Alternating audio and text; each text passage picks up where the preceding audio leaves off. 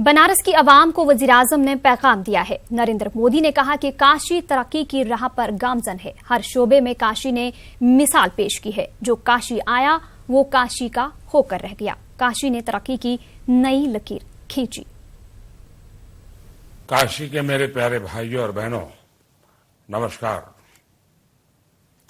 कहते हैं जो भी काशी की तपोभूमि में एक बार आया वो यहीं का होकर रह गया। बीते 5 वर्षों में मैंने भी प्रतिपल इसका अनुभव किया है। साथियों, मेरे राजनीतिक और आध्यात्मिक जीवन को दिशा देने में, मुझे गढ़ने में काशी का बहुत बड़ा योगदान मैं अनुभव कर रहा हूं। काशी मेरे लिए सिर्फ 2 अक्षर नहीं, बल्कि मेरे रोम रोम में बसी अध्यात्म, धर्म और संस्कृति की एक अविरत प्रेरणा है। ये मेरा सौभाग्य है कि आपने मुझे एक सेवक के रूप में काशी की पवित्र भूमि पर काम करने का अवसर दिया। भाइयों और बहनों, जिस काशी पर बाबा विश्वनाथ मोहित हो, उसे किसी की क्या आवश्यकता है, पर मेरा जीवन काशी और काशी वासियों के कुछ काम आ सका, इसका मुझे संतोष है। काशी के धार्मिक और ऐतिहासिक महात्म्य में एक ईंट भी जोड़ना बहुत बड़ा सौभाग्य होता है। मेरी काशी के लोगों ने मुझे ये मौका देकर मेरा जीवन धन्य कर दिया है। वजीर-आजम नरेंद्र मोदी ने बलिया में विजय संकल्प रैली से खिताब करते हुए कहा कि उन्होंने कभी भी जात देखकर कोई काम नहीं किया है। मोदी ने कहा कि मैंने कभी भी जात देकर किसी को घर, रसोई और सिलेंडर नहीं दिया। उन्होंने कहा कि वो जात के नाम पर न कुछ लेते हैं और न कुछ देते हैं, इसलिए वो मुल्क के नाम पर वोट मांग रहे हैं। मैं पैदा भले ही अति पिछड़ी जाति में हुआ हूं, लेकिन मेरा लक्ष्य हमारे इस हिंदुस्तान को दुनिया में अगड़ा बनाने का मेरा लक्ष्य है।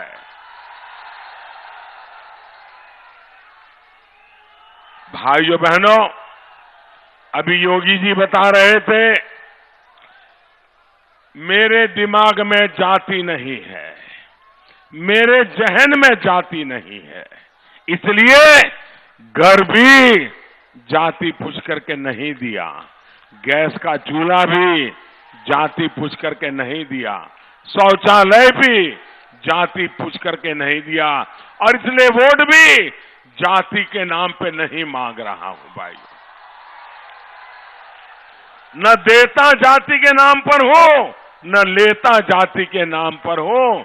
मुझे तो मेरे देश के लिए जीना है, देश के लिए कुछ करना है, इसलिए वोट भी देश के लिए मांगता हूं।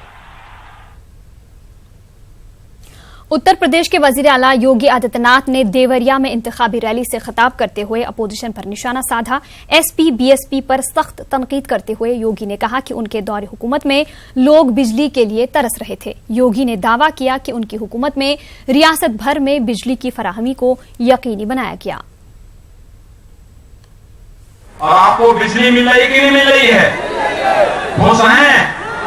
सपा बसपा के लोग बिजली देते थे, वे बिजली देते कैसे? एक कहावत है ना, चांदनी रात चोरों को अच्छी नहीं लगती है। बिजली देते तो फिर आपके संसारों पर वे लोग डकैती कैसे डालते? इसलिए बिजली नहीं देते थे। हमने विद्युतीकरण भी किया है, 1 करोड़ लोगों को उत्तर प्रदेश में बिजली का निःशुल्क कनेक्शन दिया है। बीएसपी सरबराह मायावती और समाजवादी पार्टी के सदर अखिलेश यादव ने देवरिया में मुश्तरका रैली से खिताब किया। इस रैली में माया के निशाने पर बीजेपी और कांग्रेस रही। मायावती ने दावा किया कि मोदी हुकूमत का इख्तिदार से बेदखल होना तय है और 23 मई से उन लोगों के बुरे दिन शुरू हो जाएंगे। बीजेपी बहुत ज्यादा घबराई हुई है और काफी ज्यादा चिंतित भी है तथा इनकी पूरी नींद भी उड़ी हुई है। और इतना ही नहीं बल्कि इनके ढीले व लटके पड़े चेहरे ये भी बता रहे हैं कि अभी चुनाव में बीजेपी व श्री नरेंद्र मोदी की केंद्र सरकार जा रही है। उत्तर प्रदेश में काबीना वजीर ओम प्रकाश राजभर का कहना है कि बीजेपी गोरखपुर समेत गाजीपुर, बलिया और दीगर सीटें हार रही है। उन्होंने दावा किया कि इस मर्तबा के चुनाव के बाद कोई दलित भी वजीर आजम बन सकता है। यूपी सरकार में कैबिनेट मंत्री ओम प्रकाश राजभर पिछले कई दिनों से कुछ खासे नाराज दिख रहे हैं। आज वो वाराणसी में हैं और उनसे वजह भी जानने की अब वक्त भी आ गया है। आपके अनुसार से उत्तर प्रदेश में एनडीए को, भाजपा को कितनी सीटें मिलेंगी? बहुत सीट मिलेगी तो 15 से 20 सीट, इससे ज़्यादा नहीं। गठबंधन को कितनी सीट मिलेंगी? गठबंधन 55 से 60 सीट के ऊपर जा रहा है। कांग्रेस को कितनी सीट? कांग्रेस भी दहाई में पहुंचने वाली है। हाँ। और देश को आपको क्या लगता है किस तरफ जो राजनीति, अब 7वें चरण में अब लगभग चुनाव हो गया है, अब 19 तारीख को मतदान है, तो आपको संसद का जो नज़ारा है आपके दिमाग में कैसा है? कितना बहुमत, कितनी सीटें? देखिए, नज़ारा ये आ रहा है कि इस बार बाबा साहब डॉक्टर अम्बेडकर की बात मुझे याद आ रही है। इस बार दिल्ली की कुर्सी पर कोई दलित का बेटा बैठे या दलित की बेटी बैठे, यही दिख रहा है वहाँ। तो कहते हैं राजनीति में कई बार जो है सब बसपा सुप्रीमो भी मायावती को दलित की बेटी कहते हैं, तो क्या आपका इशारा मायावती की तरफ है? कोई ना कोई, चाहे मायावती जी बने चाहे कोई ऐसा चेहरा, ऐसा देखिएगा चुनाव के बाद दोनों तरफ से मोहरे चले जाएंगे। गठबंधन के तरफ से भी कांग्रेस संयुक्त और भाजपा, जब लोग जान जाएंगे हमारा काम नहीं है तो फिर लाके खड़ा किया जाएगा कि भाई इनको बनाया जाए। अब पूर्वांचल में वाराणसी जोन से जुड़ी हुई जितनी सीटें हैं और पूरे पूर्वी उत्तर प्रदेश की जो 7वें चरण पर जहां पर मतदान होना है, वहां पर राजभर वोट हर जगह पर बड़ी संख्या में है और उन राजभर वोटों पर सारी पार्टियों की, खासकर भाजपा की भी निगाहें टिकी हुई हैं। कैमरामैन पंकज सिन्हा के साथ उपेंद्र द्विवेदी, न्यूज़ 18 वाराणसी।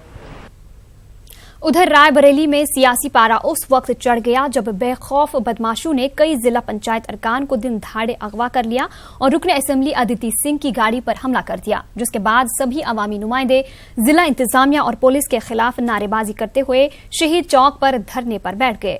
वाज़ेह रहे कि कोर्ट की हिदायत पर यहां तहरीक अदम एतमाद पर वोटिंग हुई थी।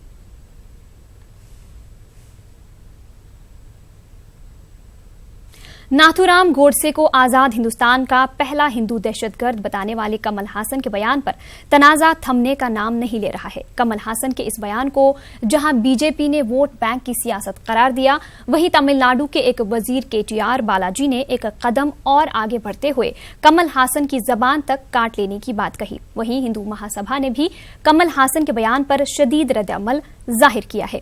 हिंदू महासभा के कौमी नायब सदर और जिला सदर ने आज मेरठ में कमल हासन के खिलाफ कानूनी कार्रवाई का मुतालबा किया है। कमल हसन एक बहुत ही तुच्छ व्यक्ति है और उसे अपनी गंदी जबान से हमारे अमर हुतात्मा नाथूराम गोडसे का नाम नहीं लेना चाहिए। और कमल हसन भाई साहब ने एक बात और कही है कि मैं महात्मा गांधी का दत्तक पोता हूँ, मन वचन कर्म से मैं उनका पौत्र हूँ। तो हमारा ये कहना है कि अगर उन्हें इतना ही गांधी जी से प्यार है तो वो हिंदू महासभा से निवेदन करें, हम उन्हें उन गांधी जी के पास पहुंचाने की व्यवस्था करने का प्रयास करते हैं ताकि वो उनके पास जाकर नरक में ही राम धुन गाएं।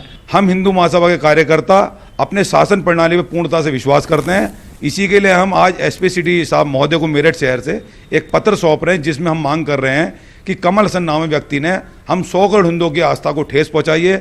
हम 100 करोड़ हिंदुओं का दिल दुखाया है तो कहीं ना कहीं उसके खिलाफ एक मुकदमा भी दर्ज होना चाहिए। गाजियाबाद में बदमाशों के हौसले काफी बुलंद है। गाजियाबाद के सिटी कोतवाली इलाके में अपनी हार्डवेयर की दुकान बंद करके घर वापस जा रहे एक कारोबारी को बदमाशों ने गोली मार दी। गोली मारने से पहले बदमाशों ने राम अग्रवाल नामी ताजिर से 2 लाख रुपए भी लूट लिए। 3 बदमाश स्कूटी पर सवार होकर आए और गन पॉइंट पर राम अग्रवाल से 2 लाख रुपए लूट लिए। वो कुछ समझ पाते इससे कबल ही बदमाशों ने उन्हें गोली मार दी। जख्मी ताजिर का इलाज यशोधा अस्पताल में चल रहा है। पुलिस मामले की जांच कर रही है। इस वाकये के बाद ताजिरों में काफी गम और गुस्सा है।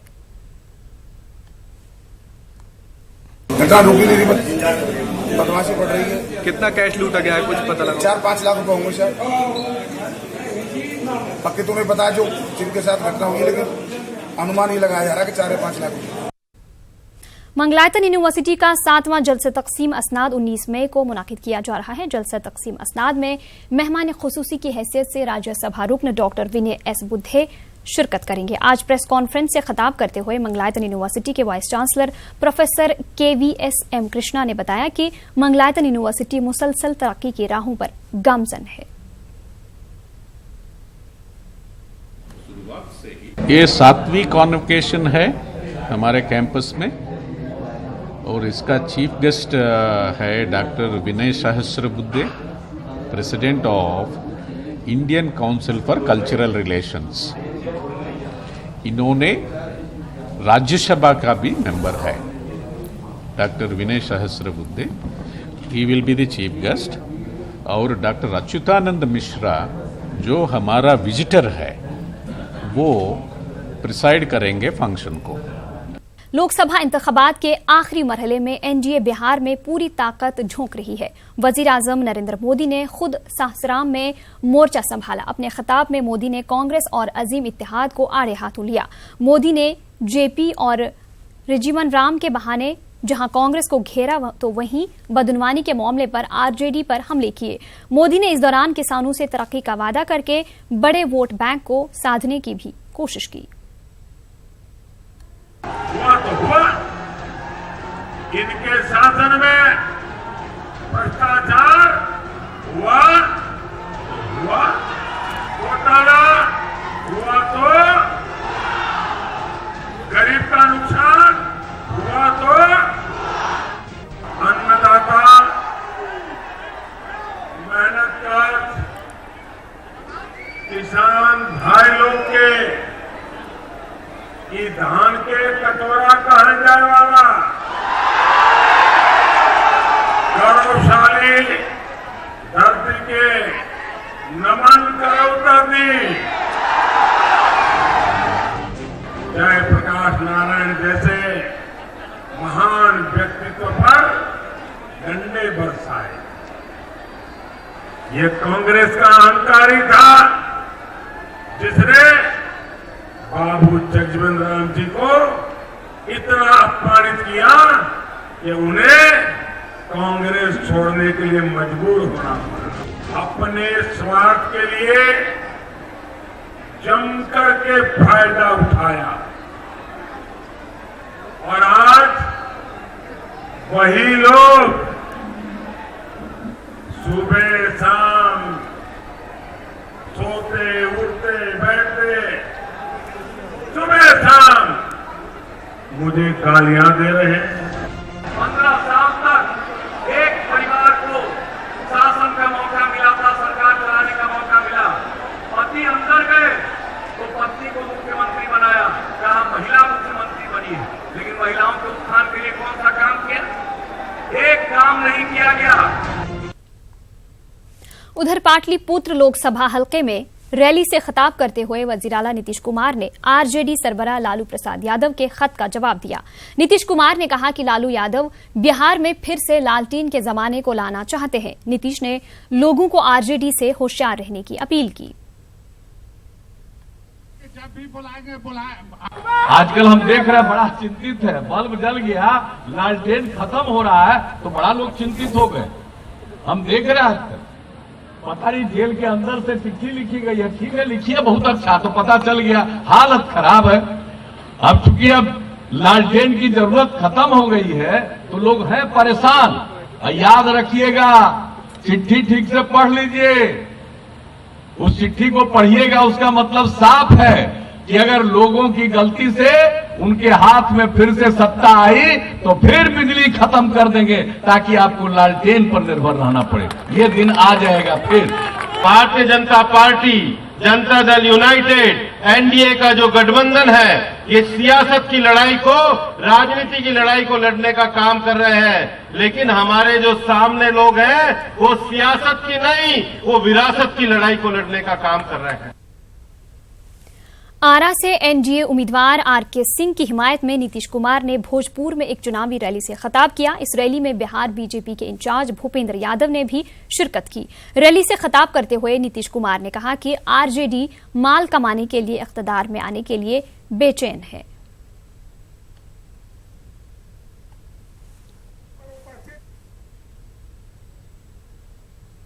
जहानाबाद के काको में तेजस्वी यादव ने अजीम इत्तेहाद के उम्मीदवार सुरेंद्र यादव की हिमायत में रैली से खिताब किया।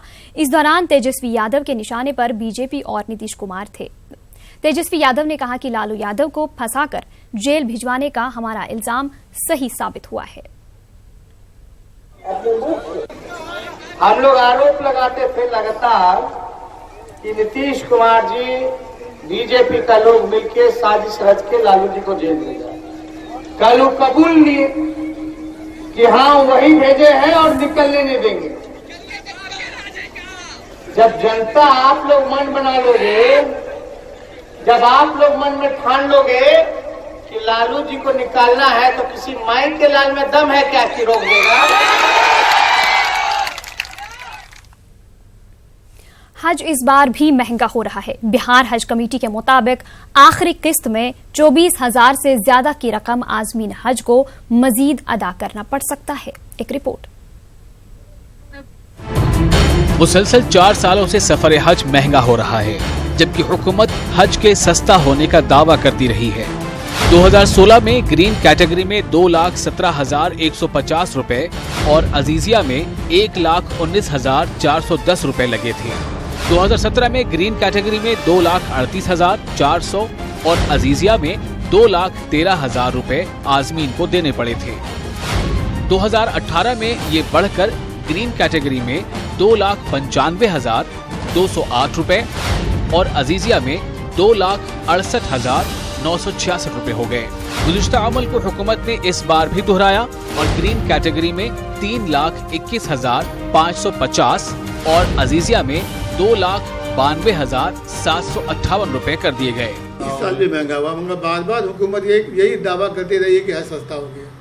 तो हमको तो उनका कैलकुलेशन भी समझ में नहीं आता है कि वो किस अंदाज से इस बात को रखते हैं कि हज सस्ता हो गया, जबकि हम लोग ज़मीनी सतह पर देख रहे हैं हर साल हज महंगा होता चला जा रहा है।